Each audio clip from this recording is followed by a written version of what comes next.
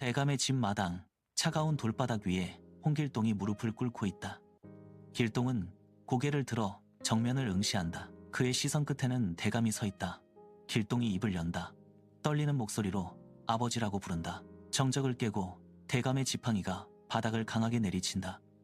둔탁한 소리가 마당에 울려 퍼진다. 대감은 길동을 내려다보며 매서운 눈빛으로 쏘아붙인다. 어디 감히 서자가 아버지라 부르느냐. 당시에 첩의 자식은 대감으로 불러야 했던 시절이었다. 길동의 어깨가 굳는다. 그는 바닥을 짚고 있던 손에 힘을 준다. 손등 위로 핏줄이 솟아오른다. 길동은 대답 대신 입술을 강하게 깨문다. 비릿한 피맛이 입안에 퍼진다. 말할 수 없는 슬픔과 분노가 그의 온몸을 타고 흐른다. 그는 천천히 자리에서 일어난다. 대감의 등 뒤로 그림자가 길게 드리워진다. 길동은 뒤를 돌아본다.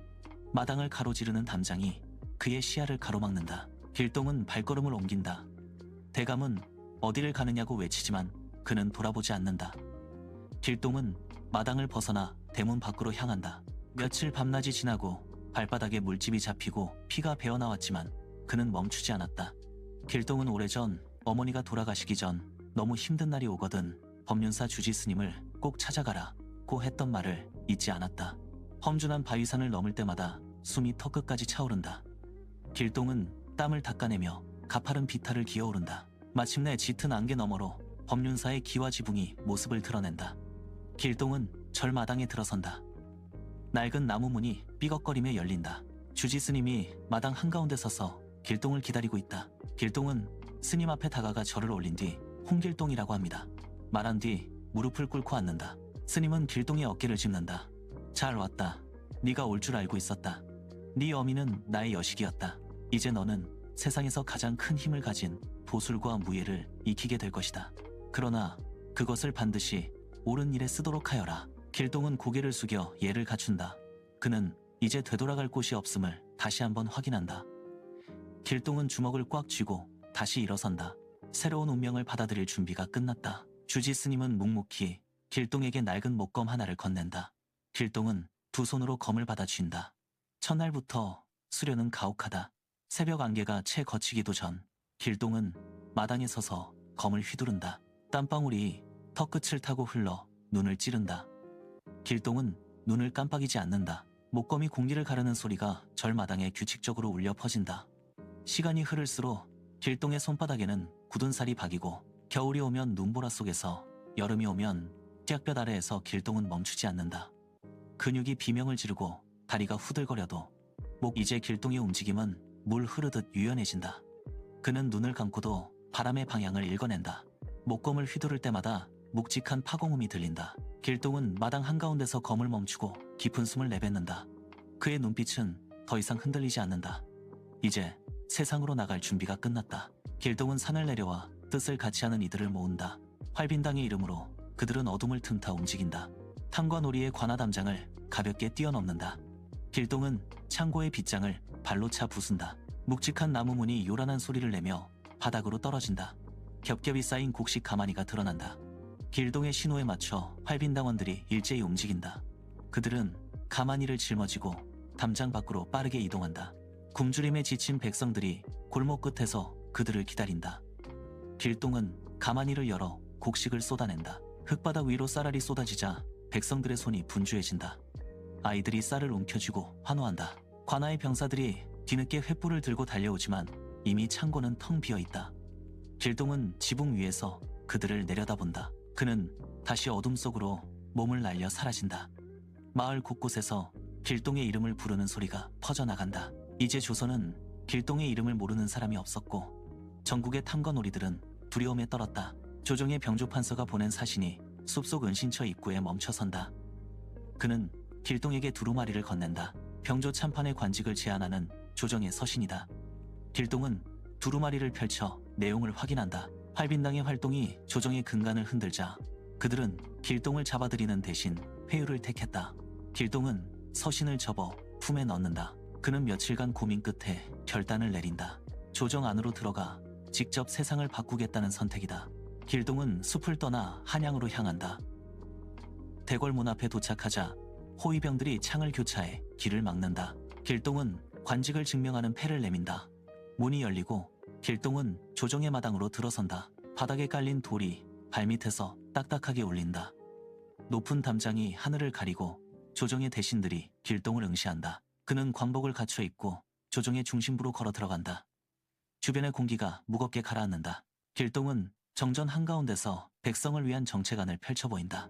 굶주림을 해결할 구체적인 방안들이 적힌 두루마기 종이가 대신들의 탁자 위에 놓인다.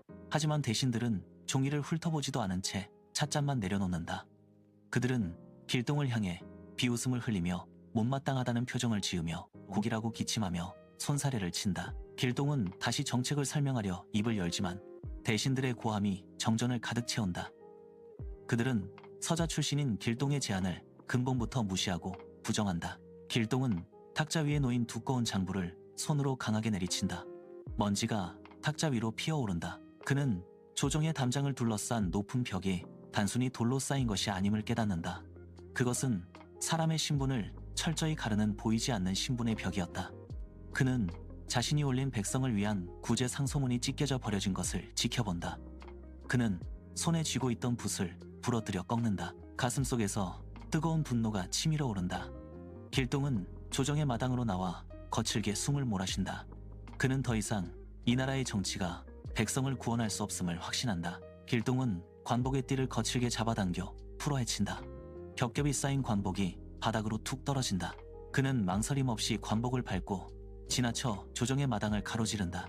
병사들이 길동을 가로막으려 창을 겨누지만 길동은 몸을 낮춰 그들의 다리 사이를 파고든다. 그는 담장을 향해 전력으로 질주한다. 손바닥으로 거친 돌벽을 짚고 단숨에 위로 솟구친다. 뒤에서 병사들의 고함과 발소리가 빗발친다. 길동은 담장 너머로 뛰어내려 어두운 골목으로 사라진다.